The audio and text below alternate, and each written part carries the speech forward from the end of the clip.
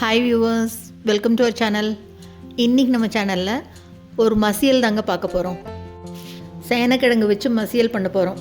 தொகையில் அரைக்கிறதுக்கு பதிலாக இந்த மாதிரி வித்தியாசமாக 5 நிமிஷத்தில் டக்குன்னு பண்ணிடலாம் மசியல்.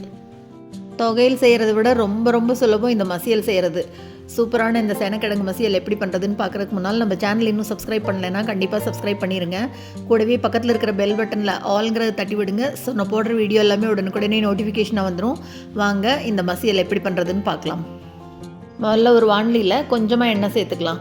எண்ணெய் சூடானவுடனே 1 டேபிள் ஸ்பூன் கடலைப்பருப்பு, இது கூடவே 1 டேபிள் ஸ்பூன் உளுத்தம்பருப்பு ரெண்டையும் சேர்த்துட்டு காரத்துக்கு காஞ்ச மிளகாய் 5லிருந்து 6 மிளகாய் சேர்த்துக்கலாம். இப்போ நல்லா வறுத்து விட்டுக்கலாம். எல்லாத்தையும் பருப்பு நல்லா செவக்க வறுபடணும். பாதி அளவு பருப்பு வறுபட்டோன்னா இப்போ இது கூட சின்ன துண்டு புளி சேர்த்துக்கலாம். புளியும் சேர்த்து நல்லா வறுத்து விட்டுக்கலாம். பருப்பு கலர் மாறட்டும். நல்ல பொன்னிறமாக வந்துடுச்சு பாருங்கள். இப்போ அடுப்பை ஆஃப் பண்ணிவிட்டு இதை எடுத்து ஆற வைக்கலாம். இருக்கட்டும். இப்போ அதே வாணலியில் இன்னும் கொஞ்சம் எண்ணெய் சேர்த்துக்கலாம். எண்ணெய் நல்லா சூடானோடனே சேனக்கிழங்கு எடுத்து தோலெல்லாம் சீவிட்டு நல்லா வாஷ் பண்ணி இந்த மாதிரி பெரிய துண்டாக கட் பண்ணி வச்சுருக்கேன். அதையே சேர்த்துக்கலாம். ஒரு தடவை மட்டும் லேசாக அப்படி வதக்கி விடலாம். எண்ணெயில் லேசாக வதக்கி விட்டுட்டு இப்போ இந்த மசியலுக்கு தேவையான அளவு உப்பு சேர்த்துக்கலாம். உப்பு சேர்த்து வதக்கும்போது சீக்கிரமாக வதங்கும். அதுக்காக தான் லேசாக ஒரு தடவை கலந்து விட்டுட்டு கொஞ்சமாக தண்ணி தெளிச்சுக்கலாம். ஒரு 1/4 டம்ளர் அளவுக்கு தண்ணி ஊற்றுறேன்.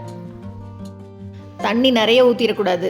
கொஞ்சமாக ஊற்றிட்டு இப்போ ஒரு மூடி போட்டு மூடி வைக்கலாம். ஒரு 5 நிமிஷம் மட்டும் வேகட்டும். சேனக்கிழங்கு சீக்கிரமாகவும் வெந்துடும். இப்போ ஒரு 5 நிமிஷம் கழித்து எப்படி திறந்து பார்க்கலாம். அடுப்பை சிம்மில் வச்சுட்டு திறந்து பார்க்கலாம்.